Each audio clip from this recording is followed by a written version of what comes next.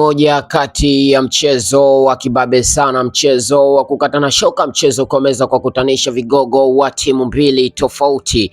Ni mechi ya ligi kuu soka ya Tanzania bara kwa msimu 2026-27. Leo hii mechi kati ya Pamba Jiji Football Club dhidi ya Simba Sports Club ni miongoni mwa mechi kali sana tulikuwa tunazishuhudia leo hii. Basi mojawapo ni mechi hii ambayo ikiwa inaonekana kuwa na ushindani mkubwa sana. Hii ni safari ya kuweza kusaka zile alama tatu muhimu sana. Je, ni kipi hasa kitakachoweza kutokea ndani ya dakika 90 za mechi hii?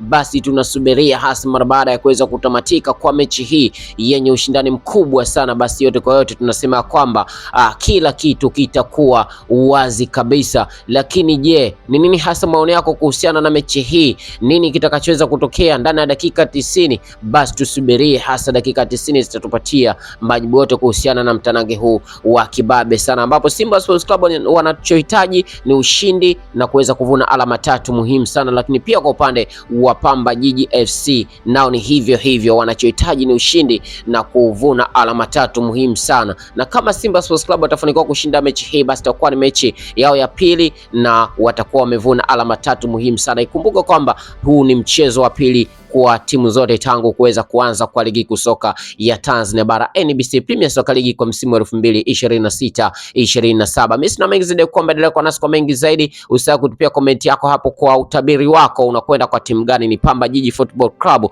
au ni Simba Sports Club? Na hii ni Chuma Online TV, please subscribe, like, comment na kushare. Asanteni.